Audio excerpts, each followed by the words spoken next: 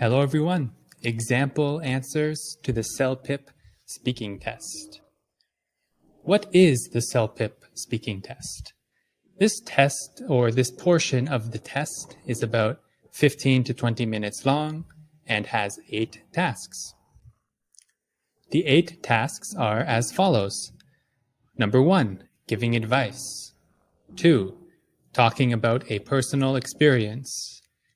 3, describing a scene. 4, making predictions.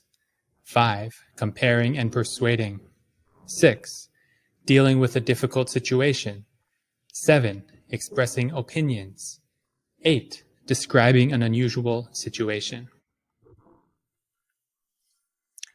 Let's look at an example answer for each task.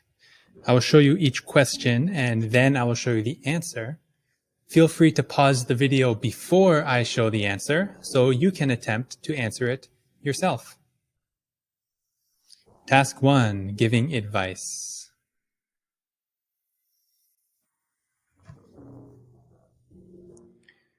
Your friend does not like to study in her room because she says it is not comfortable. She wants to rearrange the room so that she can study better. Give her some advice on how to create a good study space.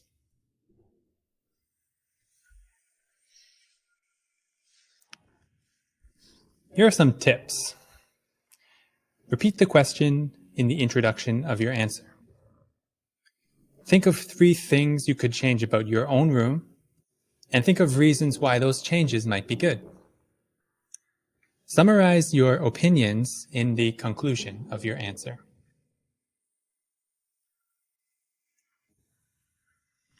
I want to give you some advice on how to create a better study place. I think that you can rearrange the room so that you can study better. If you take my advice, your room may be more comfortable. First, I think that you can replace the curtains. I know that your favorite color is yellow, so perhaps you can buy yellow curtains. These will make you feel happier and make the room brighter. Next, you can paint the walls. You can choose a color which you like.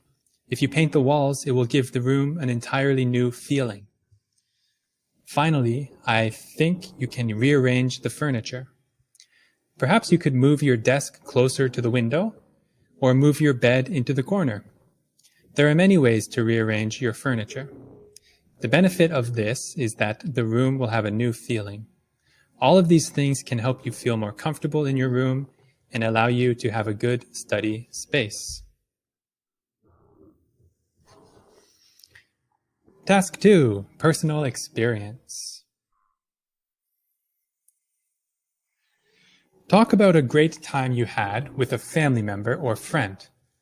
Maybe you can talk about a party, something you did together at school, a time you traveled with a friend, or anything else you can remember. What happened and why was it memorable? Here are some tips. Try to be real. Your answer will sound more natural if it is based on real memories. Think of 3 things that you liked about the experience. Describe those things and say why they were meaningful. Summarize your memories in the conclusion. Feel free to answer the question by yourself before I show you the example. When I was 24 years old, I went to visit my friend in Iceland. He had been studying at the University of Iceland for 2 years when I decided to go and visit. Since he was graduating, we went on a celebratory trip around the island. In Iceland, there is a road which circles all the way around the island. It is called Ring Road. We rented a car and some tents and made our way around the coast, stopping each night at a new campsite. It was a memorable experience because we saw many beautiful natural landscapes and enjoyed relaxing evenings under the stars. It was an adventure of a lifetime. This is why it is a memorable experience for me. Task 3, describing a scene. Here's the scene.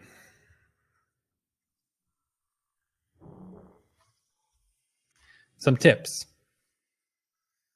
General information. Where is it? What do you see? In the body, be more specific. What kind of food is there? What is in the background? How is the weather? Summarize your observations in different words in the conclusion. Now you should spend some time looking at the picture and try to describe it by yourself first. So pause the video now. Okay, I'm going to show you my answer. So try to remember what you can see. I can see 7 people having a picnic in the park. It is a charming scene. It appears to be a group of close friends, and they appear to be enjoying themselves. 5 of the people are sitting on a blanket around a selection of foods. 1 of them is standing up, and 1 man is bending over and whispering something into one of the girl's ears. Due to the fact that she is clearly laughing, we can reasonably assume that the man is telling her a funny joke. As for the food, it is not entirely clear to see. However, since it is a picnic, I can infer that there are some sandwiches, cheese, vegetables, and I can clearly see some bottles of water. In the background of the scene, I can see grass on the rolling hills, a couple of trees, and some beautiful Christmas lights hanging from the tree branches. It is a remarkable image, and it makes me eager to go on a picnic.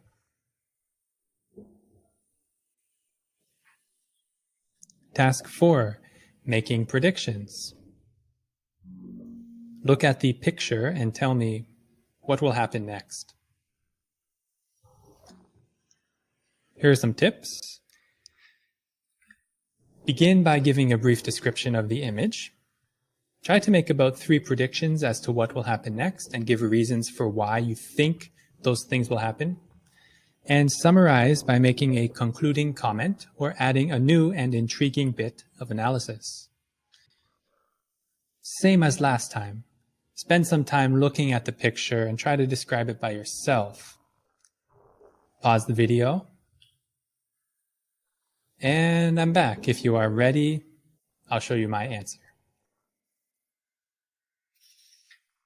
The picture appears to show a family of 3 on Christmas morning.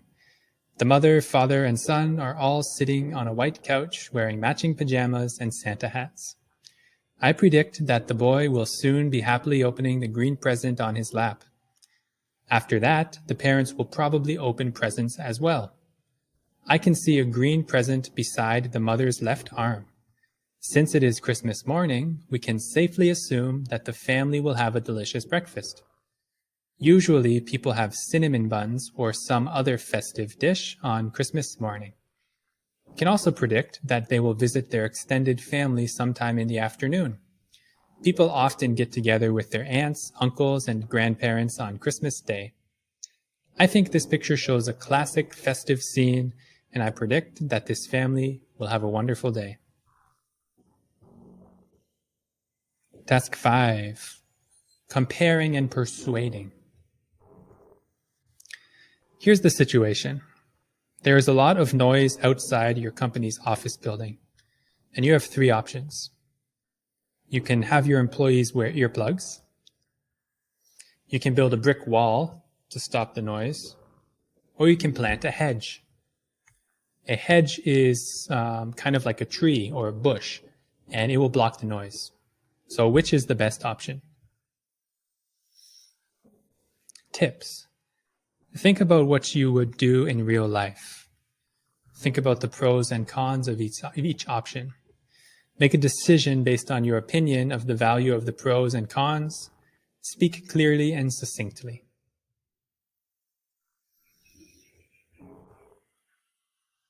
I chose the hedge. I think that the best option is to plant a hedge. I have a few reasons for this opinion. Overall, planting a hedge will be better than using earplugs. My first reason is that planting a hedge is good for the environment. We all know that our environment is suffering. So, if everyone plants something green on their property, the environment will improve. The second reason is that the hedge is green and beautiful. When people walk by your company, they will be impressed by the view. This may increase the value of your property. The earplugs may be a good short-term option. They are cheap and effective, but you do not want to use earplugs forever. The hedge will take 5 years to grow. If you plant the hedge now, you will be happy in 5 years.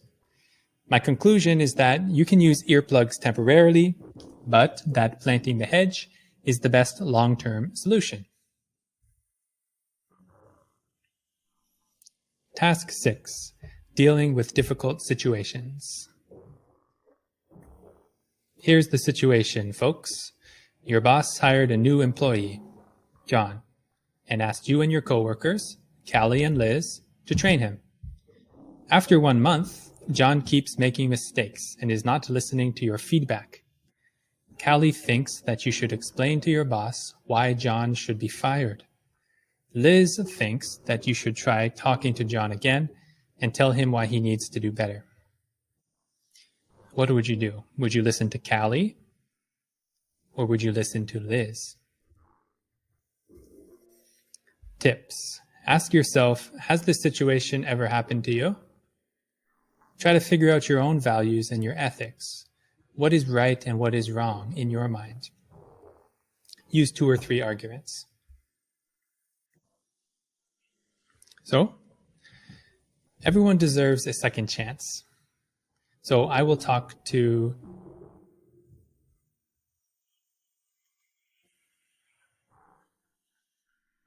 Everyone deserves a second chance. So I will talk to Callie about talking to John one more time.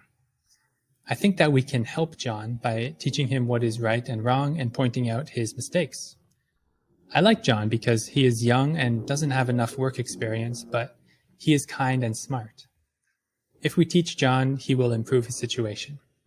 Firing someone is bad because it shows that we did not do our best to help them. Helping people is better than firing them. For these reasons, I think we should talk to John one more time. Task 7. Expressing opinions. Here's the question. Do you think that young adults should pay rent to their parents if they do not move out by the age of 21? Explain your reasons. What is your opinion? And remember, whichever side you pick, you have to have 2 or 3 solid arguments, what we call rock-solid arguments, and describe each argument in the body paragraph. You can make a definitive conclusion. So what do you think? Do you think young adults should pay rent to their parents if they do not move out by the age of 21? Well, in my opinion, I think that young adults should pay rent to their parents if they do not move out by the age of 21.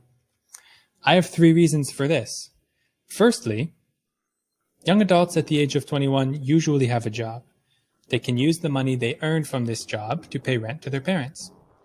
The second reason is that young adults must learn responsibility. They should understand that adults need to pay rent. This can make them more mature and independent. The third reason is that it is good for society. If young adults become mature and responsible, they will be able to do good things for society in the future. They will think independently and be disciplined. In conclusion, I think that young adults should pay rent to their parents if they do not move out by the age of 21, because they have jobs, it teaches them to be responsible, and it is good for society. Task 8. Describing an unusual situation. You are at an art gallery and see an unusual painting. You call your friend to describe it. This is the painting. It's quite unusual, isn't it? Focus on concrete items which you can describe in simple terms. Try to avoid abstract and confusing language. Don't worry about being profound. Just say something simple and clear. Here's my answer. Hello, Paula. I'm at the art gallery now. I can see an unusual picture and I want to tell you about it. At first glance, it seems to portray an ordinary living room. When I looked closer, however, I can see that everything is odd. The sofa is propped up against the wall so that it is diagonal. The plant is upside down. It is in a pot resting on the ceiling. Some of the paintings on the wall are not straight. They are slightly off-center. This image makes me think of the effect of disrupting normalcy. When we see a living room, we expect everything to be normal. When a few things are abnormal, the resulting image is quite jarring. What do you think about this painting? I will send you a photo. So there you have it, folks. Those are the 8 tasks for Celpip, and those were my example answers. I encourage you to go through the slides once more and answer each task on your own. Good luck studying. I'm sure you're going to do great on your exam. If you have any questions, leave a comment. I respond to all the comments, and subscribe and like the video, and I hope to see you next time.